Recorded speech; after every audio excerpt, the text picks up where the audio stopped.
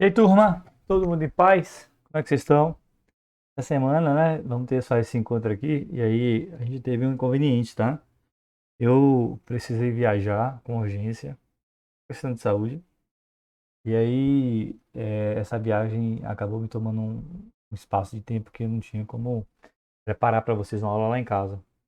Aí eu peguei o computador emprestado aqui, instalei as coisas que eu podia instalar. E aí, pra gente fazer o que a gente conseguia fazer nesse momento, certo? A aula não vai estar com aquela qualidade que vocês conhecem, vocês já podem ver pelo som, pela imagem, por tudo mais.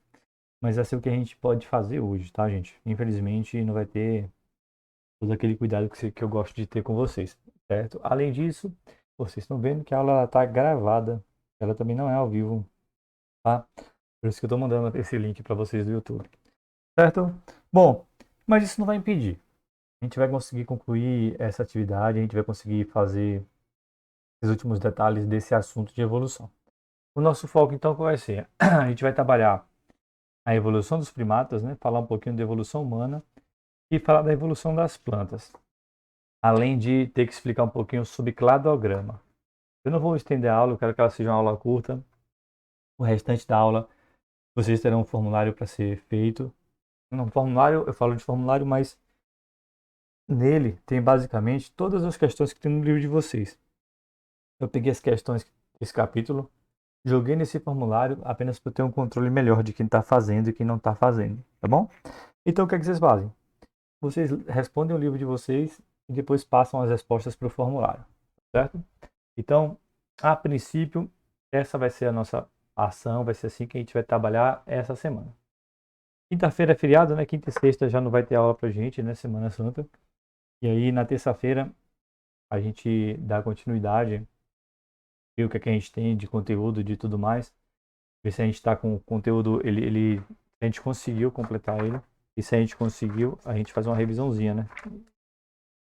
E pelo menos o que a gente quer falar sobre o nosso assunto. Eu tô vendo aqui que aí a gente tem que falar ainda de conservação da biodiversidade. Então, a gente termina esse assunto essa semana. Terça-feira, conservação da biodiversidade. Sexta-feira, a gente já vai conversar um pouquinho, porque começa a semana de provas, né? A prova da gente. E ela vai, pelo menos a gente quer que siga até o capítulo 6. Bom? Então, bora lá, né? Bora deixar de conversa e vamos para a atividade. Novamente, eu não estou com todos os meus equipamentos aqui como eu costumo trabalhar. Então, vamos ter algumas carênciazinhas. E o arquivo, eu vou tentar salvar, gente, do jeito que está aqui, para encaminhar para vocês. Então, eu queria fazer tudo num arquivo só e mandar um só. Parece que eu não vou conseguir fazer isso, tá bom? Mas a gente vai fazer o que a gente pode. Bora lá. A gente já tinha falado do surgimento dos mamíferos, que eles eram menores do que o rato, que tinham hábitos noturnos, e que a sua expansão se deu devido à extinção dos dinossauros. Então, aquele meteoro ajudou bastante a gente. A gente colocou aqui uma característica básica de todo mamífero, que ele tem glândulas mamárias e pelos, certo? E a gente dividiu o grupo dos mamíferos em três, né? Os monotremados, que são aqueles mamíferos que botam ovos, os marsupiais, que são aqueles que são desenvolvidos inicialmente no útero e depois numa bolsa, que chamam de marsúpio, né? Por isso marsupiais. E os placentários, que é o grupo que nós fazemos parte, é aquele que o desenvolvimento do embrião ele é totalmente feito no útero, né? E ele só sai do corpo quando ele vai literalmente, quando ele literalmente está pronto, certo? Em cima disso, agora a gente vai falar um pouquinho da evolução dos mamíferos. Então a gente vai trazer aqui os pontos principais. Eu não vou botar setinhas como eu costumo botar os asteriscozinhos para diferenciar, tá bom? Então, quais são as informações principais que a gente pode trazer sobre isso? Bom, lembrar que os primeiros primatas surgiram há 65 milhões de anos, certo? Essa é a primeira ideia que nós temos para trazer sobre os primatas. Além disso, uma característica comum da espécie nesse início do processo de evolução é que eles costumavam habitar as árvores. Bom, o fato de habitar a árvore é bem simples. É um lugar onde não vai ter o acesso dos predadores com tanta frequência quanto no solo. Então eles acabam sendo protegidos por habitarem em árvores, certo? Além disso, os primeiros primatas eram animais bem pequenos, tá? Como se assemelhar aos primeiros mamíferos que surgiram. E uma das características mais importantes dos primatas, e que ela foi a fundamental para os seres humanos, né, para a evolução dos seres humanos enquanto manipulador de tecnologias, de ferramentas e tudo mais, foi que em torno de 55 milhões de anos atrás, né? Atrás, surgiram os primatas com polegares opositores, tá? Ou seja, surgiram os primatas com a mão, com seus 5 dedos, e junto desses dedos surgiu o polegar opositor. E aí, olha como esse processo de adaptação do polegar opositor é tão fenomenal que todas as espécies de primatas têm o polegar opositor hoje, né? Todas elas conseguem ter essa relação. O polegar opositor, gente, é o nosso polegar mesmo, que ele faz oposição aos outros 4 dedos, e é por causa disso que a gente consegue pegar as ferramentas e trabalhar com mais facilidade. Faça um teste com vocês mesmos. Tentem pegar alguma coisa sem usar o polegar opositor, isole ele com o dedo de cima e tenta pegar, escrever, fazer qualquer coisa sem esse polegar. Vocês podem ver que isso, para nós que já estamos no processo de evolução tecnológico e cognitivo muito grande, vamos ter um bom trabalho. Agora imagine uma espécie que ainda não tinha, mal tinha a fala, né? Mal tinha as suas formas de comunicação. Então faz diferença nesse processo evolutivo, tá? E não foi pouca essa diferença, tá? Bom, além disso, o que é que mais tem dos mamíferos que favoreceram esse processo de evolução? A gente tem alguns hábitos alimentares, alguns não, né? Os hábitos alimentares diversos, onde a gente tem uma dieta extremamente diversificada, o que favorece falta de alimentos específicos. Tem o cérebro bem desenvolvido, tá? E isso acontece devido à coordenação motora, certo? A gente tem uma coordenação motora um pouco mais complexa, né, os primatas em si, tá? Então, com isso, a gente começa a ter as primeiras ideias de evolução da nossa espécie, tá? Aí, em cima disso, a gente vai começar agora a ver como é que acontece a evolução humana. Porque, queira ou não, nós fazemos parte dos grupos dos primatas. E a gente precisa de um capítulo exclusivamente para a gente. Por quê? Porque somos seres humanos. É nós que estamos aqui orquestrando a ciência, pesquisando, buscando informação e amadurecendo nossa mente, né? Então, quais são as características que vão diferenciar no processo de evolução do ser humano? A primeira, que é uma das primordiais, é o que é o fato de apoiar-se, o fato de apoiar-se, né? Apoiam-se e locomove-se sobre membros inferiores. Bom, o que é que isso facilita? Porque esse é um processo tão importante na evolução dos humanos, né? Dos humanoides. É porque com essa locomoção a gente conseguiu ter os membros superiores livres. E o fato de termos esses membros superiores livres ajudaram na manipulação de equipamentos, né? Na manipulação de tecnologia, tá? A gente vai colocar aqui, ó. Com esse fato, né? Possui os membros superiores livres para manipulação de instrumentos. No caso, para caçar, para coletar, para N ações possíveis, tá? E claro, e como está falando lá dos primeiros primatas, o polegar opositor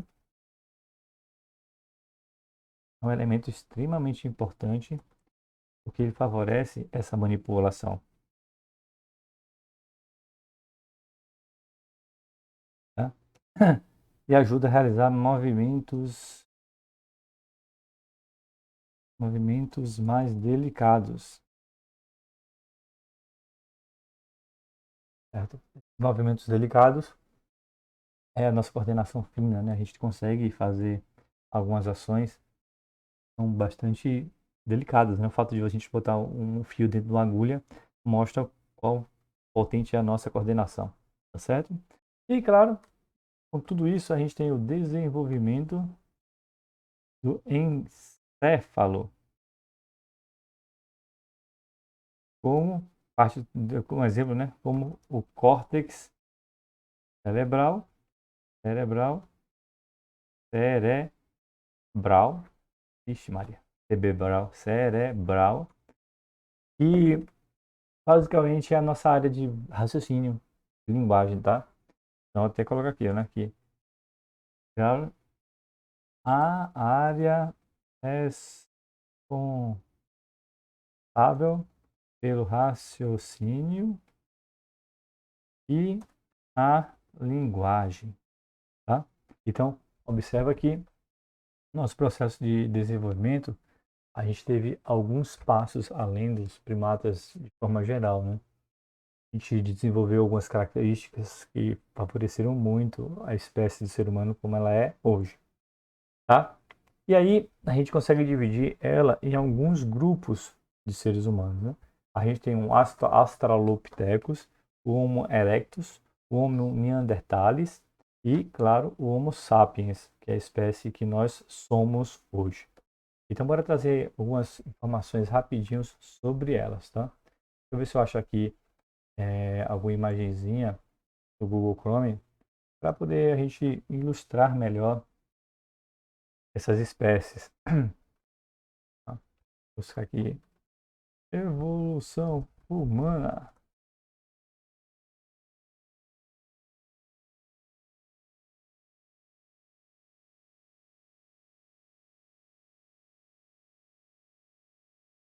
Como eu falei, gente, estou num computador diferente do meu. E aí a gente sofre porque não dá suporte de coisas que a gente tem, né? Eu não vou ter as mesmas, é, o mesmo material para trabalhar, tá? Tem umas imagenzinhas simples aqui, vou pegar elas mesmas. Como a gente está falando agora dessa primeira parte, a gente vai trazer esse daqui que vai trazer algumas das espécies que nós estamos conversando. Bom, então observa aqui, pegar aqui o lápis. A gente tem esse primeiro quadradinho aqui. Eu até gostei do formato da folha assim, acho que fica mais interessante para a gente trabalhar, né? Sabe, a gente modifica lá e não adota esse estilo. Eu gostei bastante dele. Aqui, gente, está justamente mostrando um pouquinho do processo de evolução dessas espécies, tá? E aí, ó, você pode ver algumas coisas bem curiosas. Algumas dessas espécies, elas claramente viveram juntas, tá? Então, ou seja, existiam mais de um tipo de homo durante toda a existência da nossa humanidade, certo? Aqui, além dos que eu já te falei, ele tem um Homo habilis, que a gente não vai acabar não tocando no assunto de hoje, porque ele não é um processo de poucas diferenças do Australopithecus para o Homo erectus. É o primeiro que a gente vai falar. Mas se vocês olharem em cima, observem basicamente, eu vou apagar, tá? O tempo de existência entre eles, ó. O Homo sapiens, ele começou a surgir há torno de 300 mil anos.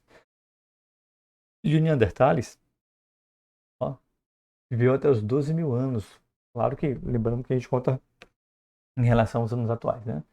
Então essas duas espécies, elas tiveram um momento de existência mútua. Ou seja, é bem capaz que elas viveram juntas, que possam ter existido juntas e inclusive ter tido guerras entre elas.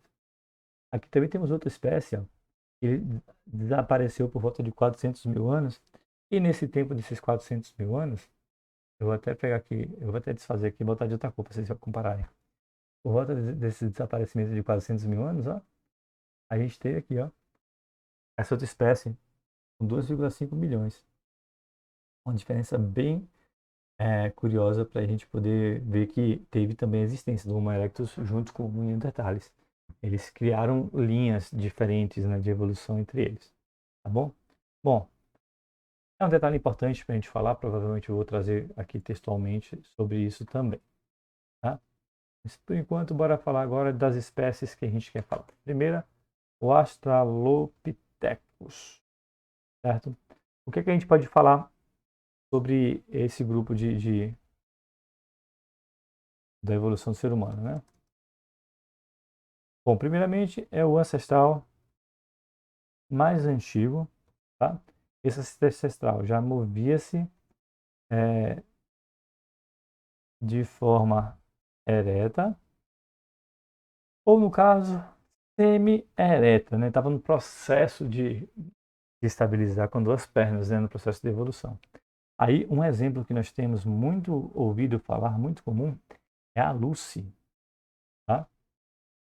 Eu vou pegar uma foto dela aqui. Lucy, Australopithecus. A gente tem esse ser humaninho, que é considerado um dos elos perdidos, tá? Cadê? Tem uma, claro, a gente tem uma representação dele, não tem, a gente não tem uma, a gente foi achado uma quantidade, uns ossos desse ser, e aí eles foram meio que adaptados para a gente entender o seu processo, certo? Então essa daqui seria a Lúcia, ó. Vou puxar a luz para cá. Essa daqui seria o princípio dos seres humanos, né? Pegou-se os ossos, o ser humano tem a capacidade de, através dessas informações, adaptar e trazer uma ideia do que seria para a gente, né? Nossas tecnologias é uma coisa incrível e a gente consegue fazer esse tipo de ação. Então aqui vocês estão vendo, ó, essa seria a Australopithecus lucy, ou seja, o primeiro ser humano do grupo dos humanos, né? Seria o ancestral mais antigo para a gente, certo? Desse de cá, aí a gente tem o que nós chamamos de Homo erectus. O Homo erectus, eles podem ser considerados aí sim, a primeiro do grupo dos seres humanos, né? Do grupo do Homo, que é onde nós nos encontramos. Tem eles, tem os Neandertales e também Homo sapiens, que é o nosso caso. Tá? No Homo erectus, o que a gente pode falar sobre ele? Bom, foram os primeiros que migraram do continente africano, que é um fato importante, né? A gente saber que o primeiro ser humano ele surgiu no continente africano. Eles eram considerados onívoros, ou seja, eles poderiam comer qualquer coisa, tanto planta quanto animais, tá? Quanto carne, certo? E também produziam, foi a primeira espécie que começou a produzir ferramentas. Começou a produzir as ferramentas rudimentares, tá? No caso, eles utilizavam pedras. Ainda a gente não tinha tecnologia para desenvolver alguma tecnologia à base de aço, bronze ou qualquer que seja, né? Isso surgiu muitos anos depois, mas muitos anos depois mesmo, tá? Temos também o Homo neanderthalis. É um nome difícil de digitar. Homo neanderthalis. Aí, eu tô vendo aqui a nomenclatura em cima, só tem uma coisa que tá errado. Geralmente a nomenclatura de espécies, tira o Australopithecus, mas do Homo habilis para frente aí, o nome do gênero ele sempre é maiúsculo e o nome da espécie é em minúsculo, tá? Eu tô colocando aqui maiúsculo minúsculo, que é a forma correta. Tem um errinho aí nesse gráficozinho, porque está apresentando os dois em maiúsculos, certo? Mas é um detalhe, né? Não é nada que vai estragar essa parte, não. Vou subir isso daqui, porque a gente vai precisar de um espaço melhor para a gente trabalhar. E aí é bom que a gente não termine pelo menos essa parte do conteúdo aqui. Quando eu vou falar do Homo sapiens, a gente muda para lá. Certo? Opa! Esse barulhinho aqui do servidor. Vamos lá. Esse daqui, aí sim a gente começa a falar de um grupo diferente, né? Esse aqui a gente pode dizer que é o parente mais próximo do Homo sapiens, que é justamente a nossa espécie, certo? Então, viviam na Europa, é uma característica básica, a sua formação era os primeiros fósseis foram achados na Europa. Acredita-se que entre 200 a 28 mil anos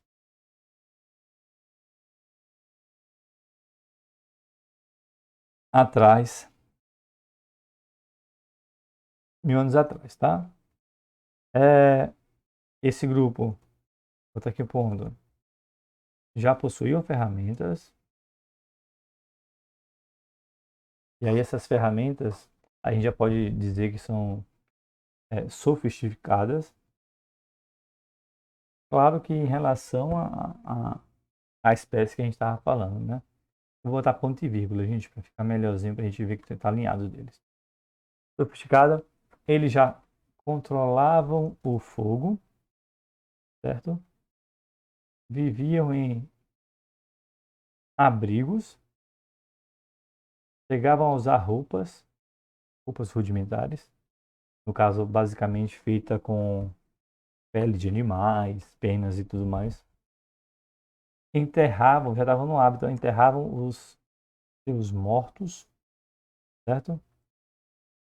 E acredita-se que um dos motivos da sua extinção foi mudanças climáticas, tá?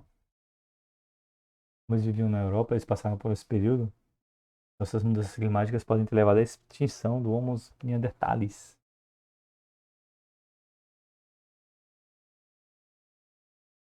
Extintos devido a mudanças climáticas drásticas. Claro que essas mudanças, né, gente, não foram feitas pelo ser humano, né? A gente não tinha tecnologia nem de perto para promover esse tipo de mudança, tá bom? Então aqui a gente já tem mais ou menos uma ideia dos australopithecus e do seu processo de evolução, tá? Bora ver aqui como é que está nosso conteúdo. Então bora subir para a gente deixar mais organizadinho aqui.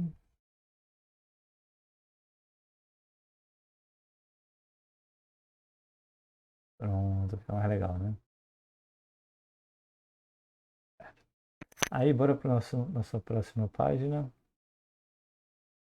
E o que é que a gente vai fazer nessa página? A gente vai falar agora do nosso grupo. Grupo da espécie que domina tudo hoje, né? Homo sapiens. Bom, o que é que a gente pode falar do Homo sapiens? O seu surgimento ele aconteceu há cerca de 300 mil anos atrás, tá? Aí você pode ver o quanto de tecnologia essa espécie conseguiu desenvolver nesse período. Com certeza a gente teve o ganho da tecnologia dos Neandertales. E a evolução de tecnologia é sempre exponencial. Se vocês perceberem, a nossa evolução ela foi lenta, gradual, mas chegou um momento que ela simplesmente deu um boom. E hoje vocês podem ver o quanto de tecnologias surgiram desde a época que vocês se entendem por gente. A tecnologia de 3 anos atrás, de 4 anos atrás, para a tecnologia que a gente tem hoje, né? Os booms tecnológicos que dão. Esses são os animais, eles são animais caçadores e coletores.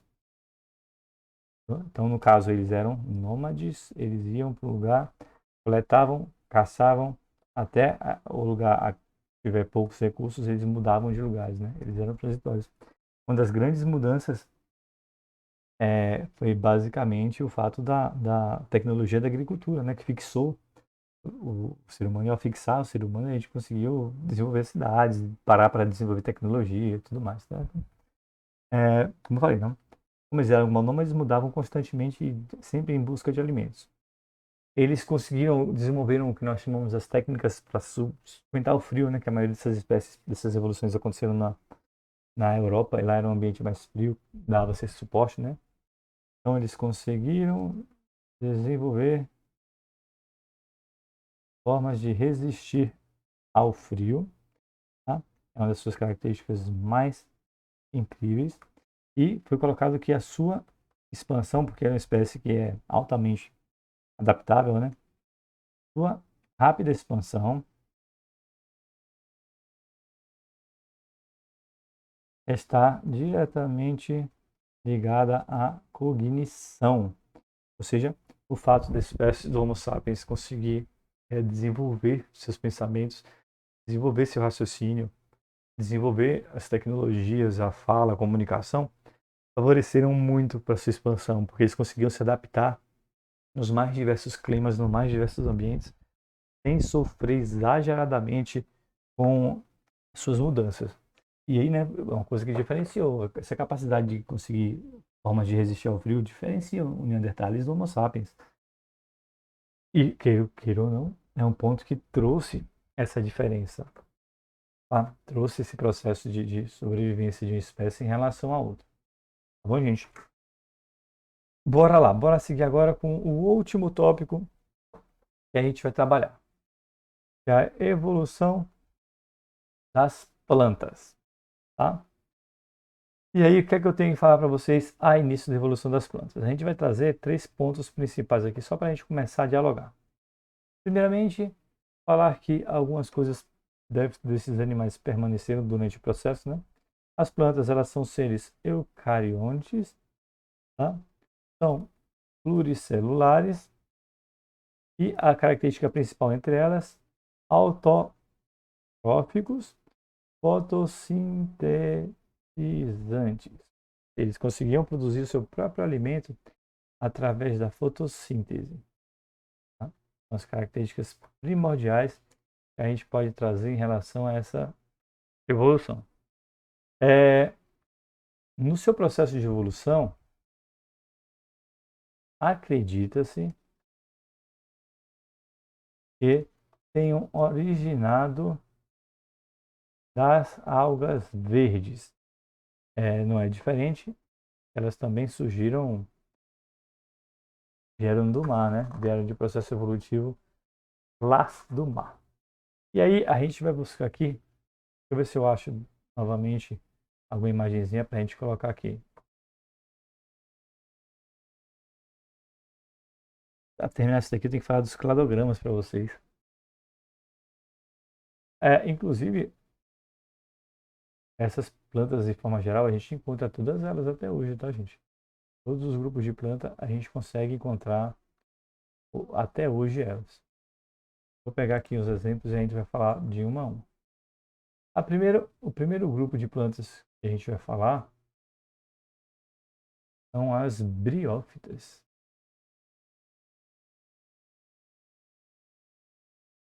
E aí, a gente vai trazer uma imagenzinha para vocês verem o que é uma briófita.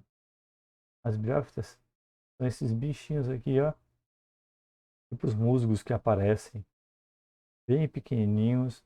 Não são plantas muito grandes, porque simplesmente elas não têm todo um sistema de transporte de seiva, de alimentação e tudo mais. Tá? Então, o que é que a gente pode trazer de principal característica desses bichinhos pequenininhos? Bom, primeiramente as briófitas são as primeiras plantas a ocuparem o ambiente terrestre, certo? E aí, como eu falei para vocês, o exemplo clássico de briófitas são os musgos. Tá? Bora organizar aqui. O primeiro grupo que a gente pode falar deles são os musgos. E aí está uma imagem para vocês visualizarem como é esses bichinhos. E aí, os musgos, se vocês perceberem, eles são bem pequenos, mas muito pequenininhos. E um fato de ele não poder crescer como a gente pega uma árvore, uma mangueira, por exemplo, um cajueiro, um pé tamarino, é que eles não possuem vasos condutores, os vasos que podem levar a sua seiva a outras partes, tá? Então, pelo fato de não possuir os vasos condutores, ele acaba, isso é o que limita seu crescimento, certo? Então, vocês estão vendo agora um fator determinante para o desenvolvimento e o crescimento dessas plantas. Uma curiosidade, elas são capazes de se fixar em substrato. Ou seja, elas já têm o que nós podemos chamar de umas pseudo-raízes, conseguem fixá-las em qualquer substrato. Isso facilitou a sua fixação, o seu desenvolvimento. E uma coisa bem comum entre os musgos que você pode ver, eles sempre existem em ambientes bastante úmidos, ambientes onde tem bastante água.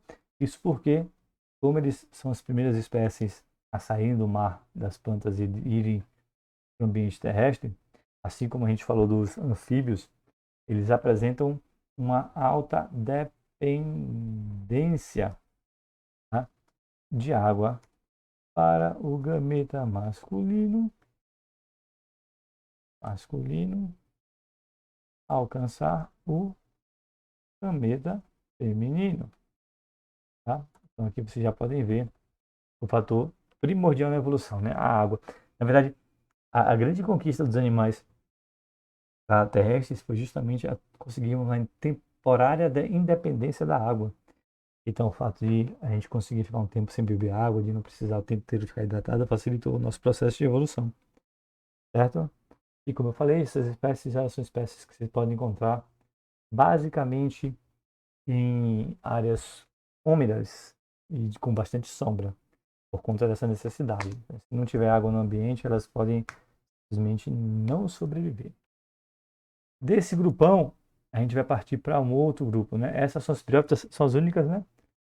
Plantas não vascularizadas, ou seja, que não possuem vasos, certo? Depois dessa aqui, a gente vem para as plantas vascularizadas. Aqui são as plantas que possuem vasos, aí vem todos os outros grupos que a gente vai falar, elas fazem referência a essas plantas de cá. Para começo, então, bora trazer logo as pteridófitas. Vou botar aqui que eu não botei, né? Briófitas. Tá? Então a gente tem as pteridófitas. E aí, quais são essas características das pteridófitas? Bora pegar uma imagenzinha de uma, né? Bora buscar aqui. Pteridófitas. A pteridófita é uma espécie até bastante comum para a gente vê muito ela.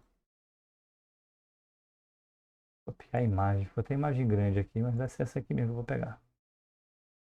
Então, as pteridófitas é esse bichinho aqui, ó. São as samambaias. Tá? E o que é que a gente pode falar desse grupo? Quais são as características das pteridófitas que diferenciam, né? Primeiramente, são as samambaias. Aqui, as plantas já começam a apresentar raízes, caules e folhas. Tá? Então, a gente já vê um processo de adaptação clara entre eles. Uma diferença para as espécies que vêm para frente é que elas não produzem flor. Ah, Matheus. Flor e fruto. Tá? Além disso, a gente já começa a falar, né? Eles apresentam, como são vascularizados, eles apresentam um sistema vascular completo, tá? O que faz com que ela consiga conduzir a seiva em distâncias grandes. Isso, claro, favorece seu crescimento. Então, se você reparar a diferença do tamanho de um musgo, tá, para uma samambaia, você já percebe que é evidente que esses vasos, o sistema vascular, ele é capaz de fazer, né? Vou até descrever aqui melhor. Então, sistema vascular completo, que conduz seiva por distâncias mais longas. Tá? Além de tudo isso, elas ainda precisam de água para a fecundação. Então, é uma espécie que, apesar de trazer com ela uma independência maior em relação às espécies que nós conhecíamos, elas ainda necessitam dessa capacidade de fecundação. Tá? Bom, ponto aqui. Depois das pteridófitas, nós temos as plantas que nós chamamos de gimnospermas. Arruma aqui. Temos as plantas que nós chamamos de gimnospermas. Aqui já entra um dos dois grandes grupos de plantas que nós conhecemos. Tá? Vou pegar um exemplo aqui de uma gimnosperma. Gimnosperma. Aí o exemplo mais clássico da gimnosperma é o... Deixa eu ver até o nome daqui que eu esqueci.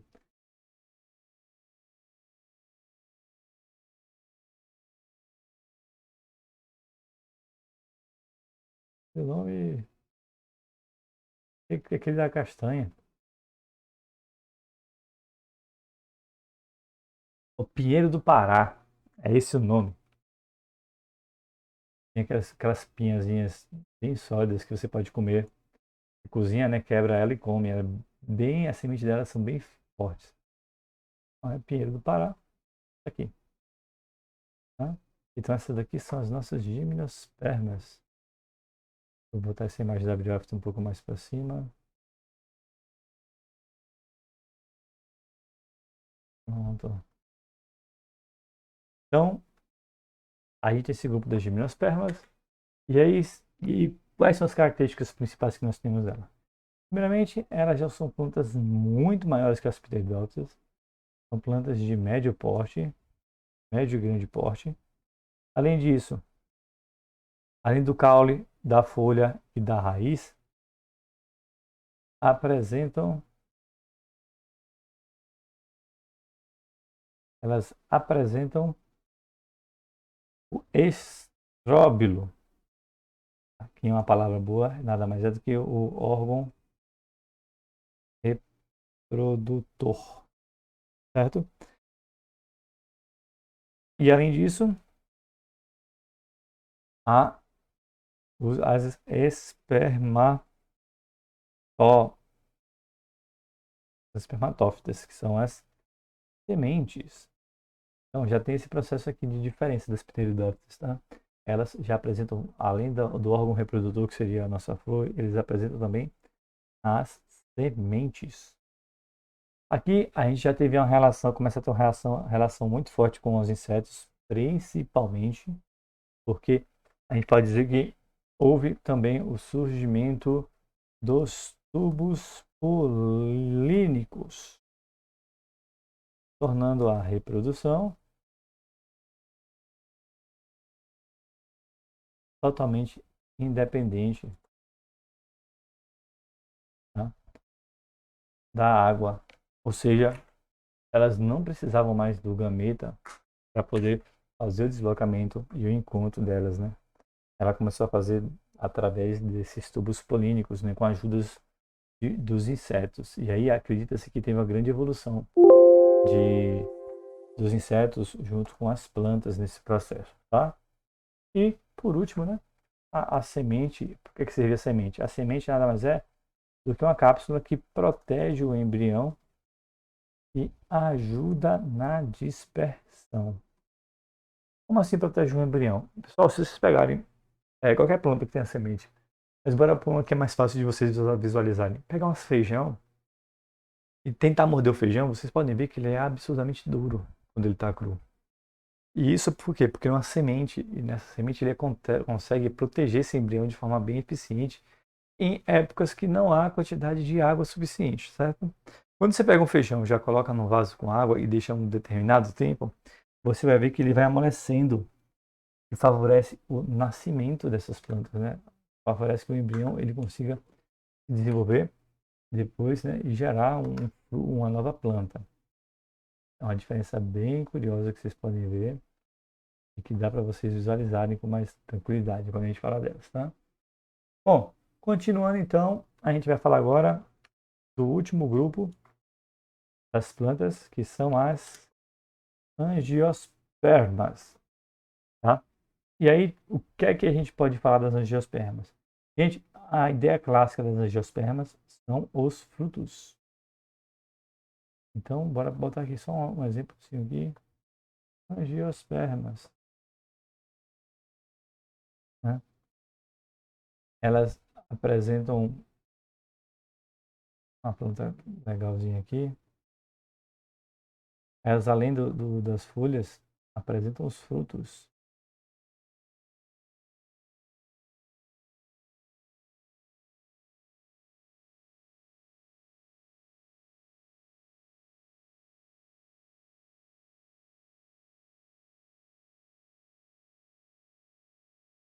Vamos tomar aqui, ó.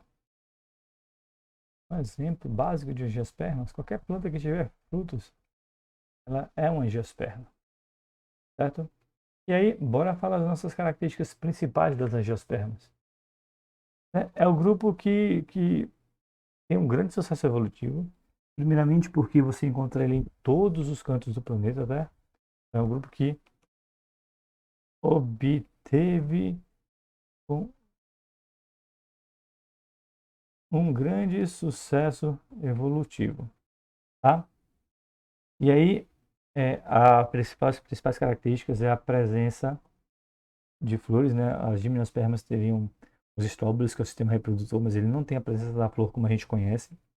Seria uma falsa flor, uma pseudo-flor para a gente poder fazer uma comparação. Mas em relação às angiospermas, aqui não. E, além da presença de flores, que era atrativa, elas utilizavam com isso. Além disso, a gente tinha também a presença do néctar, o que atraria os insetos com maior eficiência. Isso facilitaria a criação de agentes polinizantes e esses agentes fariam com que essas plantas se reproduzissem com muito mais eficiência. Além de tudo, a gente também tem a presença de frutos, o que também auxilia na dispersão das sementes dessas plantas. Tá? Então aqui a gente consegue ver todos os pontos de evolução, a gente consegue ver os principais ganhos, certo? Vamos lembrar aqui, deixa eu só botar aqui os espaços para a gente retornar e lembrar das principais características. Bora rodar a página aqui. Bora voltar a página. Olha, a gente tem nas plantas o surgimento, né? Basicamente eles vieram de autótrofos fotossintetizantes aquáticos. Acredita-se que tenham sido as algas verdes. Daí, quando os primeiros que começaram a ganhar o terreno, né, a terra, vieram as briófitas, que são os musgos, né? São plantinhas bem pequenininhas que não conseguem crescer muito justamente porque não possuem vasos condutores de seiva. Eles têm a capacidade de se fixar no subsolo, mas eles dependem muito da água para fazer esse processo de reprodução. Tá? Depois dessas plantas vieram já as vascularizadas, as pteridófitas. A gente tem como um bom representante a samambaia, que apresenta raiz, caule e folha, tá? Não apresenta flor nem fruto, ele tem um sistema vascular completo, só que ainda seu processo de fecundação depende da água. Temos as gimnospermas, certo? Que aqui ele não apresenta uma flor característica, não apresenta um fruto, ele apresenta o estróbilo, que é o órgão reprodutor. E aí esse órgão reprodutor ele gera sementes e essas sementes elas já podem ajudar no processo de desenvolvimento. Apresentam tubos polínicos, o que já ajuda também no processo de reprodução sem água. E o fato da semente existir, ele ajuda na dispersão melhor do embrião. Certo? A gente falou, então, por último, das angiospermas. E obteve o processo evolutivo, um dos grandes ganhos delas é justamente a capacidade de ter flores, um atrativo para polinizadores, o néctar, que também agrada polinizadores. Enquanto alguns insetos se alimentam do néctar, já automaticamente ajudam a polinizar as plantas.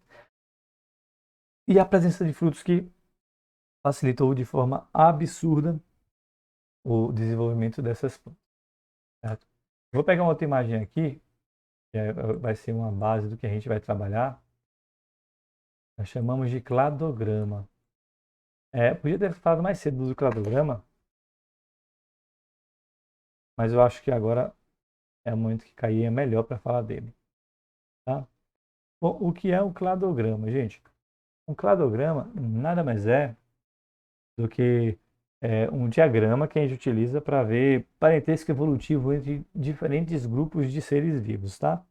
E aí, deixa eu pegar um exemplo legal para a gente visualizar, e daqui a gente consegue ter uma noção melhor do que é um cladograma, tá?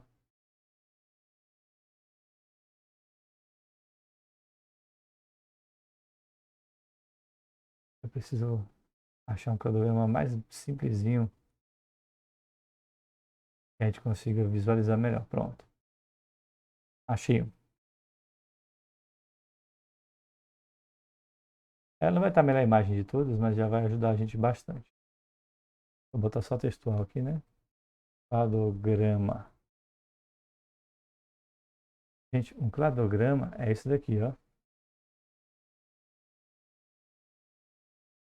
É a imagenzinha que está adaptada, mas ela vai servir para a gente dialogar aqui sobre o nosso tema. Então prestem atenção nessa imagem de cá. Tá? Deixa eu ampliar isso aqui para deixar mais claro. Galera, o cladograma, observa aqui. Aí como eu falei para vocês, é um diagrama, daqui a pouco a gente escreve essas coisas, onde a gente consegue ver pontos evolutivos, certo? E nesses pontos evolutivos a gente consegue ver algumas diferenças de características entre uns animais e outros animais, né? O que ajuda a apresentar quais foram os pontos de evolução que foram fazendo diferença entre uma espécie e entre outra espécie, tá? Aí o que vocês podem ver, ó, tem praticamente o processo de evolução que a gente está falando. A gente tem a vértebra, que é a primeira característica dos vertebrados, né? Surgiram todos os básicos.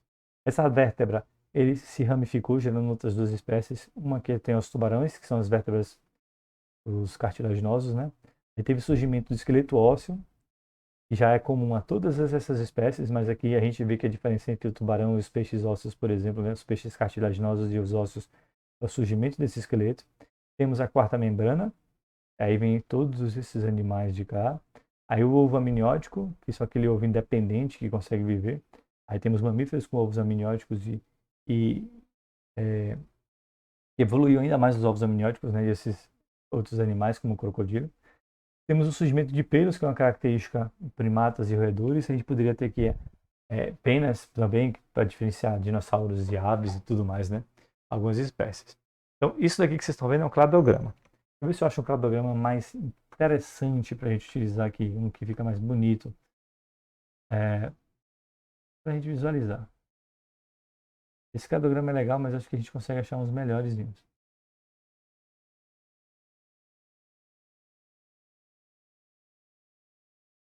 Uh, Existem várias espécies de se representar um cladograma, tá, gente? E eles vão ficando complexos de acordo com as características que a gente vai incorporando. Cada animal que você vai vendo que tem uma característica diferenciada, eles acabam tendo a mais adicionado. Bora essa daqui. Copiar a imagem. Eu gosto desse cladograma. É, é das plantas é mais fácil da gente visualizar. Bora lá. Aqui, esse ficou legal. Então observa aqui. A gente tem os 4 grupos de cladogramas. Inclusive, se vocês perceberem, já está até identificado algumas coisas que a gente vai falar. Temos os musgos, né? Então observa aqui. Ó. A raiz é uma característica, é de onde surgiu a primeira espécie. Então aqui é a espécie que deu origem a todas as outras.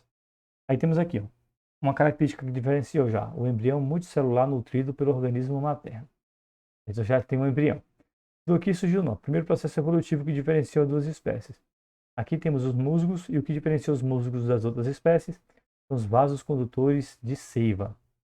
Aí as samambaias estão aqui, que tem vasos condutores de seiva, e o que diferencia a samambaia das pteridópteras e das angiospermas e das gimnospermas são as sementes, né? Das características. E o que diferenciou a gimnosperma das angiospermas são as flores e os frutos, certo? Esse heredograma é muito interessante para a gente falar. Bora então agora descrever o que nós estamos falando sobre eles para ficar uma informação bacana para vocês, tá? Desculpa, vamos lá. Então, o que é primeiramente um cladograma, né?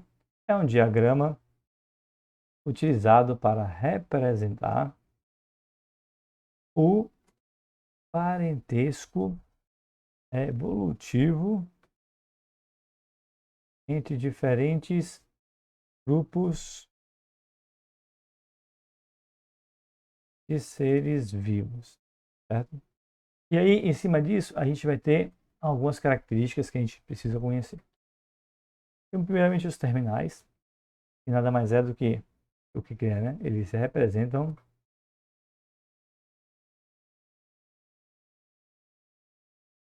os grupos de estudo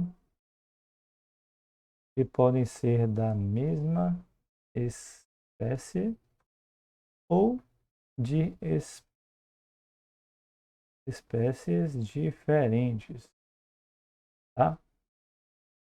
Temos, eu vou falar deles todos, tá? Temos os nós, que você já está vendo aí, ele está descrito, inclusive, os nós no nosso cladograma. Eles representam um ancestral comum entre os mais antigos. E aí é uma coisa curiosa, viu? Aqui, ó. Grupos que grupos que se originam da grupos que se originam do mesmo nó são chamados de grupos irmãos. Tá? Vamos falar de tudo isso. Temos também o que nós chamamos de raiz, que eu falei, né? Que é a origem do cladograma, né? Basicamente representa o ancestral comum a todas as espécies desse cladograma no caso, tá? E temos também o que nós chamamos de pontos. E o que é esse ponto? Os pontos, eles representam as novidades evolutivas, que a gente pode chamar de apomorfias, certo? Pronto. Então, bora para o nosso bichinho aqui para a gente entender cada parte dessa. Olha, os terminais, eu vou colocar aqui eu vou colocar nesse verdinho claro aqui. Os terminais nada mais são do que as pontas que finalizam os helidogramas. Então isso aqui, ó, isso aqui é um terminal. Tá? Todos esses pontinhos aqui são terminais. A gente está vendo aqui, ó, basicamente 4 terminais. Esses terminais mostram as espécies que foram surgir. Os nós, como já está representado de vermelho, eu vou até botar aqui só o tracinho vermelho. Eles trazem a referência das divisões, das ramificações das espécies. Então, nesses nós, a gente consegue ver que foi aqui onde a espécie ganhou a diferenciação das características, né? Foi aqui que começou a ter a diferenciação. E aí o passo do traço para frente é onde a gente consegue ver as características. A raiz, eu vou botar aqui de cinza. A raiz, como eu falei, é a origem da espécie. Então a raiz a gente vê ela aqui, ó. É o ponto onde surgiu a primeira espécie. Pronto. Temos a raiz. E os pontos, né, as apomorfias, elas são essas representações que nós temos aqui, ó. Vou botar uma setinha mais fina. Essas são esses pontinhos aqui. Isso aqui é uma apomorfia. Tá? Então é aqui que a gente consegue já descrever algumas características dessas espécies. Eu até escrevi aqui, ó. Apomorfia. Tá?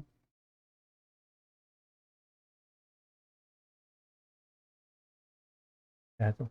Então a gente consegue ver direitinho algumas características desse processo evolutivo. Claro, apomorfias também vocês podem ouvir falar o termo pontos. Tá bom, gente? Olha, era isso que eu tinha para a aula de hoje. A aula ficou um tamanho até legal. Não queria estender muito ela. Vocês agora vão fazer todas as atividades desse capítulo, acho que é o capítulo 5. E aí eu vou mandar para vocês nessa aula mesmo o link para vocês fazerem o formulário, tá?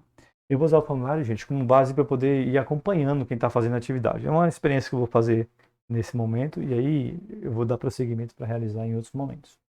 Tá bom? No mais é isso, agradeço muito. Desculpa aí qualquer problema com a qualidade. Infelizmente foi o que eu pude fazer nesse momento meio apertado. Valeu, gente? Beijão para vocês e até.